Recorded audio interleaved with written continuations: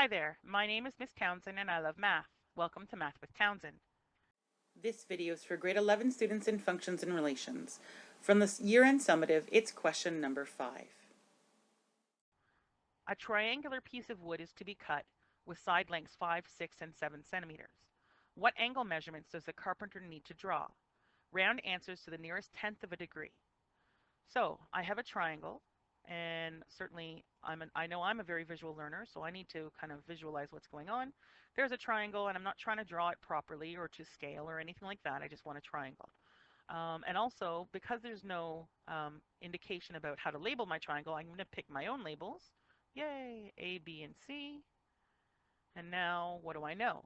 So it's a triangular piece of wood, and the side lengths are 5, 6, and 7. So it doesn't really matter how I label it. I'll just say 5, 6, and 7.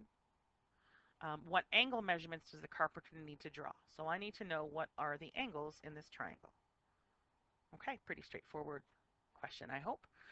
So how am I going to figure those angles out? Well, there's no 90-degree angle, so I can't use the basic trig ratios of sine, cosine, and tangent.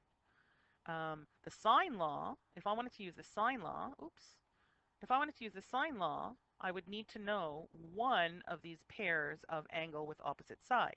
And since I don't know any angles, I can't use the sine law. So I'm left with the cosine law. And the cosine law is sort of your, if nothing else works, you got to go cosine law. And the cosine law is set up so that if I know an angle, I can find the side, but I'm sort of using it the other way. I know all the sides and I want the angle. So even before I do any substitution, I'm going to rearrange the cosine law so that I know that I'm solving for an angle. So in other words, what I really want to do is rewrite this equation so that the cosine C, the trig statement, is isolated so that I can figure out the decimal value of cosine C and then very quickly find C from there. And I guess since I labeled my triangle ABC, I might as well stick to that. I'm going to start by finding angle C so that I don't even have to rearrange this with any of the letters. I just need to rearrange it as it is. So how can I rearrange this? So again, the yellow box is what I need to isolate. So when I look at what's happening, I've got some multiplication. Negative 2ab is multiplied times cosine C. And then a squared and b squared are added or subtracted. So I need to first of all get rid of a squared and b squared. So I'm going to move them to the other side. Oh, that's some bad math communication. I'm going to subtract a squared and subtract b squared from both sides. So my first step of rearranging, my first step of rearranging will be to subtract a squared and subtract b squared from both sides. So that's the first step. And again, this is what I need to isolate. So now what's happening to that yellow box, what's happening in cosine C is multiplication. And it's multiplication by negative 2ab. So to get rid of a multiplication, I need to do division. So my next step will be to divide both sides by negative 2ab. And when I do that, what I'm left with on the right is just cosine C. So that's the rearrangement, and now I'm ready to actually substitute into this formula and do some calculations. So I have c squared minus a squared minus b squared, all divided by negative 2 times a times b, and that will equal cosine C. So if this is the first video of mine you're watching, you'll notice that I do this with my formula, which is I rewrite the formula using blank brackets, and then I go back and substitute values into those brackets. And that's just to make sure that my brain is sort of focused on one thing at a time. So first I was focused on getting the formula correct, and now I'm going to focus on doing the correct substitutions. So side C was 6, and A and B are 5 and 7. So 5 and 7. And it doesn't really matter that this is A and B versus this is B and A. The math will be the same. As long as I got the C correct, then we're good. So now I'm going to calculate. So in the numerator, I have 6 squared minus 5 squared minus 7 squared, and that's going to give me negative 38. In the denominator, I have negative 2 times 5 times 7, and that's going to give me negative 70. And then dividing numerator with denominator. So 38 divided by 70, I get a decimal value of 0.5429, and I don't need to say this, right? You keep 4 decimals rounded correctly in a trig question. And just to go back here for a second, when I said I'm going to divide this in my calculator, I didn't say negative 38 divided by negative 70. I just said 38 divided by 70. You should, at this point in your math career, be aware of whether or not your answer is going to be positive or negative. A negative divided by a negative is a positive. Certainly, you can type in exactly what you see, but you should also be kind of more broadly aware of what's going on mathematically. So I inverse cosine this value, and I get that angle C is 57.1 degrees. So what do we know? If I go back to this diagram, I now know that angle C is 57.1 degrees. So I have one of the angles in my triangle. I need all the other ones. So now is when I can use the cosine law. Sorry, the sine law.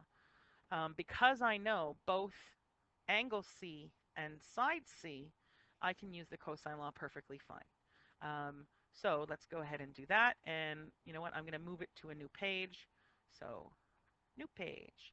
Now the one that I know is C. So the way that I like to set up the sine law is the partnership that I know, which in this case is angle C side C, I put it in the middle. And I'll show you why in a second. It's not something that you have to do at all. It's just the way that my brain likes to keep things organized. So there's the sine law where I know both C and C, so I know angle C and side C. And the reason why I like to set it up like this, it's just, for no reason at all, except for I can clearly see that there's one relationship here where I can solve for missing angle A, and then I can come over here and I can solve for missing angle B. That's why I like to do that. So let's go ahead and substitute in the values that I know. So I'm going to do sine A over side A equals sine C over side C. So make sure I get those values right. This was 57.1 and this was 6. And side A was the side that I called 7 centimeters. Okay, so there's my proportion. So I'm going to solve by cross multiplication. So sine A times 6 is 6 times sine A, not much to do. And then 7 times the other sine. So 7 times sine 57.1. So I want to isolate the trig statement here. So I'm going to divide by 6 on both sides. So when I divide by 6, I get sine A equals 7 times sine 57.1. And that'll be divided by 6. And now I'm ready to type stuff into my calculator. So what do I get? Sine 57.1 times 7 divided by 6, 0.9796. So 0.9796. And then if I do inverse sine, I'll find the value of my angle. So I get that angle A is 78.4 degrees. So angle A is 78.4 degrees. Yep, looks good to me. So let's go back to my diagram. So this was 78.4. Now I know I could simply use the 180 rule that the sum of the angles in a triangle is 180 to find B. And if I was under a time crunch, that's probably what I would do. But I prefer to actually leave that as a check of my math. So I'm going to find angle B the same way I found angle A, which was by taking this part of my sine ratio equation and solving for B. So sine C over C is sine B over B. And this was 57.1. This was 6. Oops. See, I messed up right there. I know what that is. I know that the measure of side B is 5. So now I'm going to cross multiply. So 5 times sine 57.1 is equal to 6 times sine B. So isolating sine B means divide by 6. So 5 times sine 57.1 divided by 6 is equal to sine B. And now I'm ready to type that into my calculator and get the decimal value of sine B. So sine 57.1 times 5 divided by 6, I get 0.6997. So 0.6997 is sine B.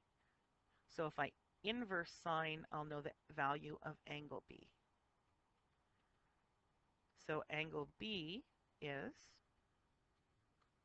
44.4 degrees. So let's go add that on the diagram. Purple. Sure. And now is where I would say, if I add all these angles, do I get reasonably close to 180 degrees?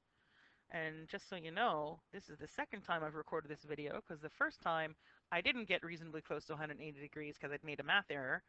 But this time I get 179.9, so I'm pretty confident that those are the angles. Okay, I hope that was helpful, and good luck with